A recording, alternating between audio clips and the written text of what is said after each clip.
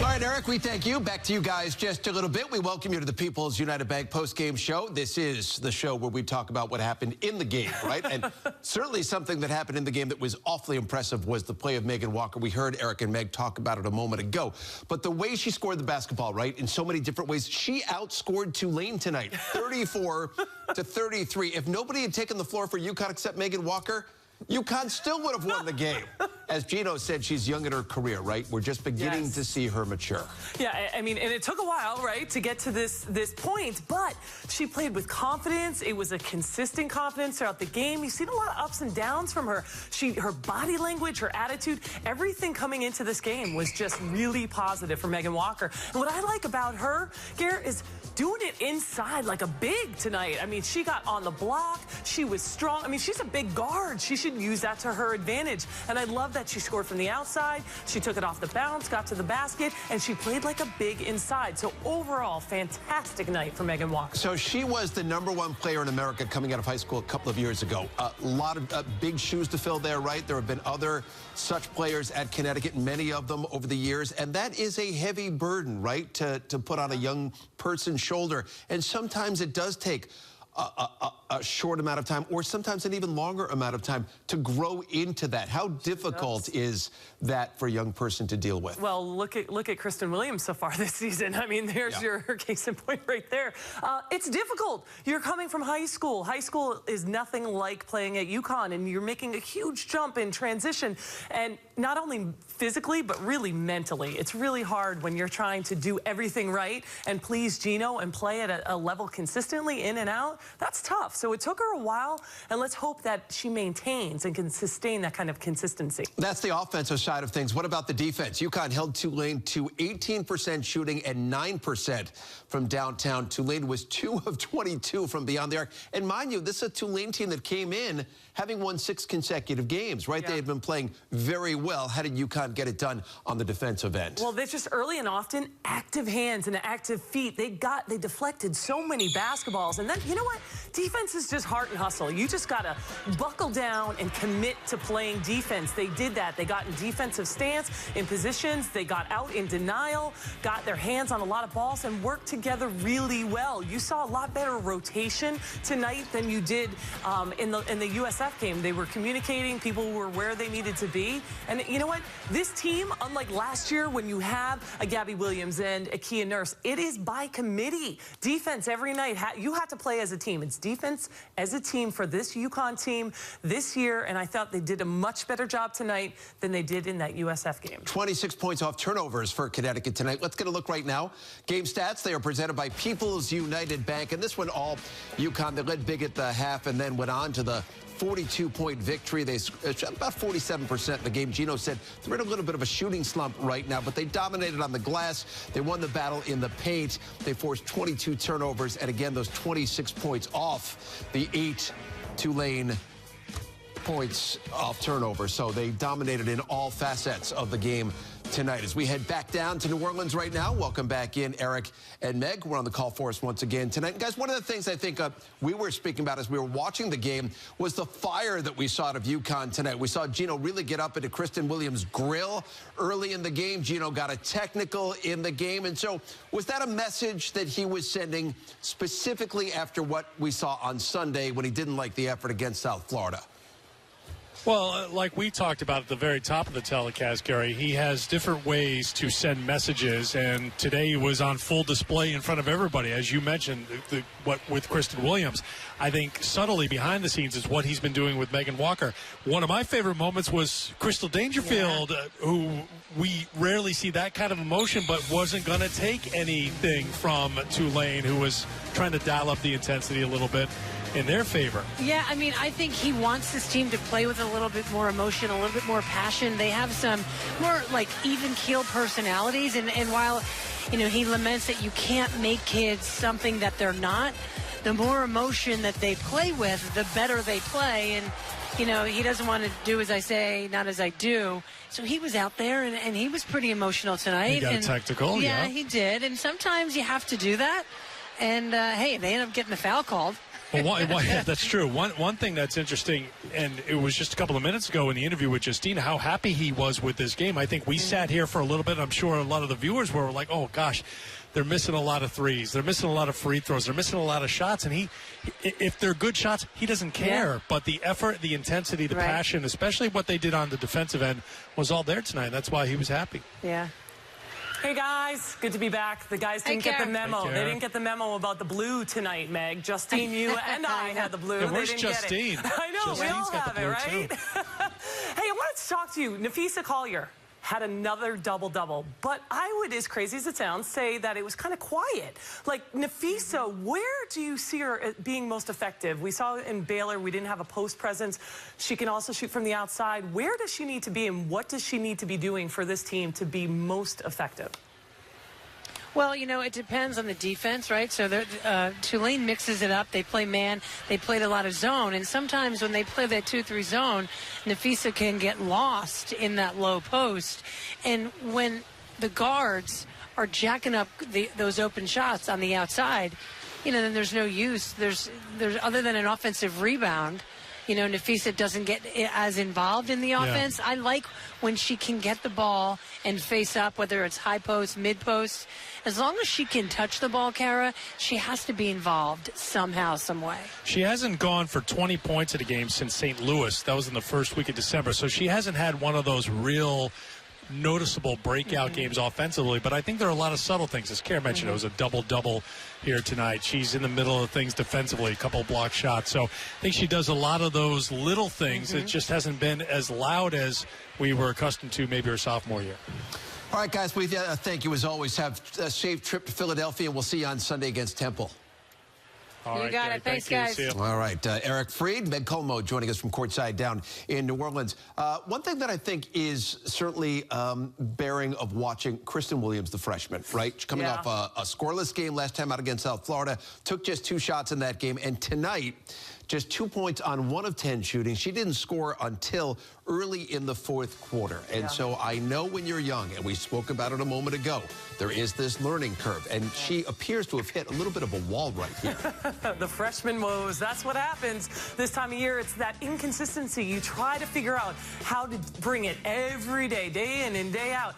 And she hasn't gotten there yet. You saw the look. I love the look when Gino yelled at her and they pulled her out. And she had this quizzical like, huh? Like she wasn't even on the same page as Gino. She had no idea what she did wrong. And I think part of it was the hustle. I mean, Gino tries to teach the freshmen, do it. If you're going to do it hard. I don't care if you screw up, but do it to the best of your ability. And I think sometimes freshmen tend to rest a little and dog it, and they think they can get away with it. But Gino sees all, and you can't do that. You're going to go 100% all the time if you want to stay on the court. But typical freshman woes. We saw it with Megan Walker. Now we see how Megan Walker is playing. So Kristen Williams will get there eventually. All right, UConn now 11-0 all-time against Tulane. They get the win 75-33 tonight down in the Big Easy. So we're just getting going here, Kara and myself, on our post-game broadcast. When we come back, we're going to hear from Megan Walker.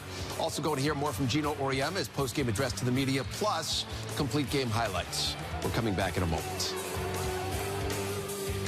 The UConn Women's Basketball Postgame Show is presented by People's United Bank. See what know-how can do for you.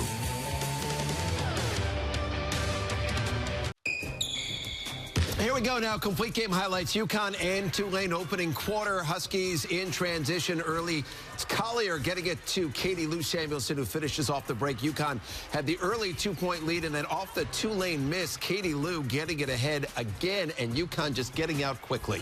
They just see the floor so well. Katie Lou gets it up, but then gets her shot on the 3-point line. How about this on the sidelines? Gino getting into the face of Kristen Williams. I love the look on her face. Like, what? What, coach?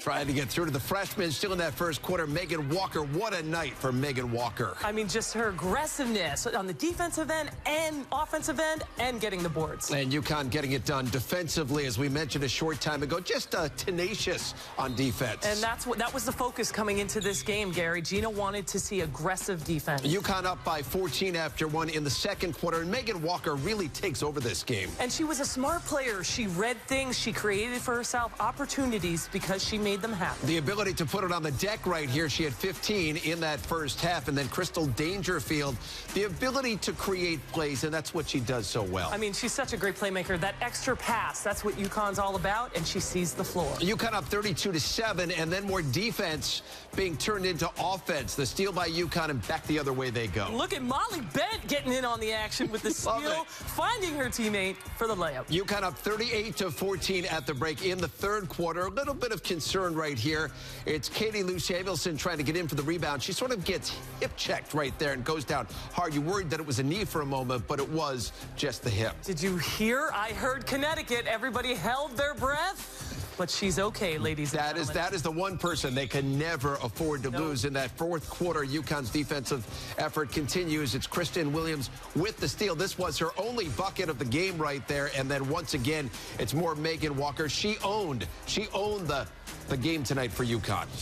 She beat Tulane single-handedly, as we said, according to the scoreboard, but I just love the confidence in her tonight. Amazing. 34 points. Tulane as a team had 33 points. 75-33. UConn gets the win. They are now 90-0 all-time regular season in American Conference games. Let's hear from the star of the game right now. She is with Justine Ward.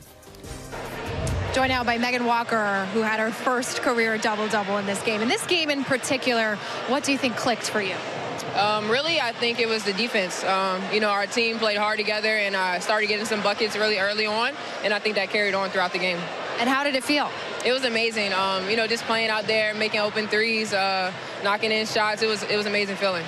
Gino told us that there was a change in your effort level ever since Christmas. Why do you think that is? A sophomore year, a year on your belt, and you don't want it to go to waste. So I just want to come out here and make an impact with my teammates every night. This was a physical, intense atmosphere at times. What's the difficulty in playing a game like that? It's a battle. Every play you're going to get knocked down or you're going to knock someone else down. So, just being in that battle.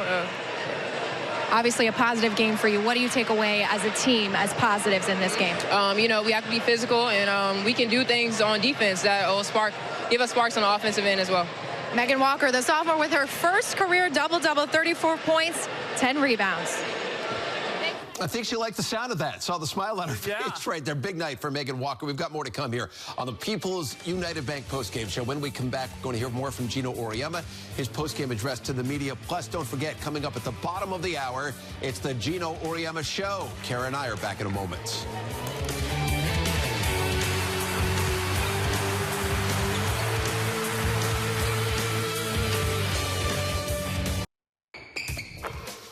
Here it is, drive of the game presented by Subaru. Fourth quarter, Kristen Williams, the freshman, with the steal and then going back the other way. That was her only bucket of the game and good enough for the drive of the game. And again, it's presented by Subaru as she gets into the scoring column tonight as UConn gets the win big, 75-33. So Tulane has not beaten a ranked opponent now since back in 2011. It's been 8 years since they've done that. No chance tonight against UConn. Let's get thoughts of the Hall of Famer, the head coach, Gino Auriemma, his post-game address to the media right now. I thought we played great defensively for the entire 40 minutes, Sometimes, the defensive effort wanes as the game goes on, but I thought this was a really, really good defensive effort. I think coming off of our last game, I think the players were a little bit disappointed, in the way we came out. And I thought right from the beginning of the game, we set a tone, and we stayed with it for 40 minutes. Were you expecting a game like this from Megan Walker? I mean, this is her fourth straight really consistent performance, and obviously this one was a big breakout game for her. Yeah. Well, if I said I was expecting a game like this since, the first game of her freshman year, I think since Christmas, since we got back from Christmas, I think Megan has had a different approach to the game, and her effort is different, her intensity level is different, her, just her whole mannerisms are different, and obviously that shows in the way she's played in the games. But in these kinds of games where You just need one person to step up because everybody else is, is struggling to make a shot, any kind of shot. You need somebody to step up, and today it was her, and I'm really, really proud of her. I mean, that was a hell of an effort by her today, in every way, not just the points. You know what you've been getting, obviously, for the most part, from those big three, but if you could add, more consistent performances from her, what do you think that does for you guys? Well, think about it.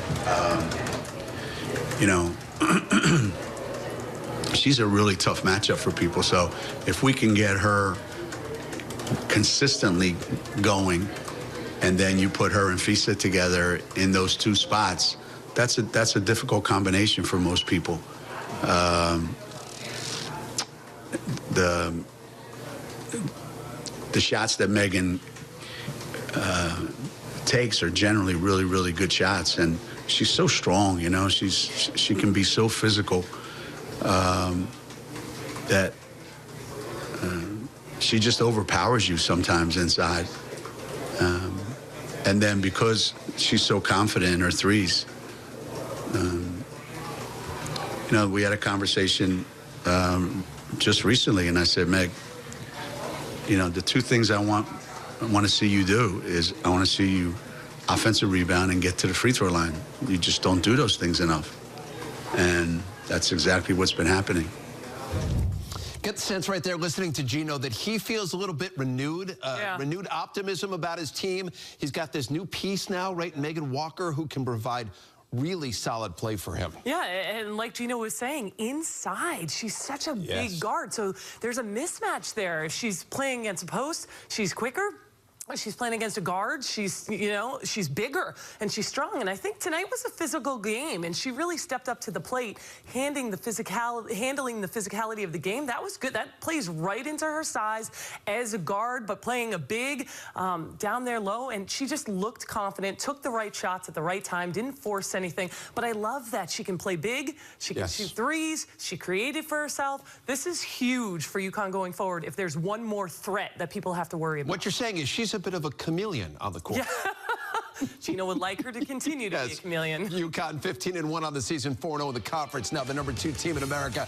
They win big tonight down in the Big Easy. And when we come back here, we'll wrap up our post-game coverage. Connecticut breaks out against Tulane. But by the way, the Gino Auriemma show is coming up just a few minutes, bottom of the hour here. Back in a moment. The UConn Women's Basketball Postgame Show is presented by People's United Bank. See what know-how can do for you.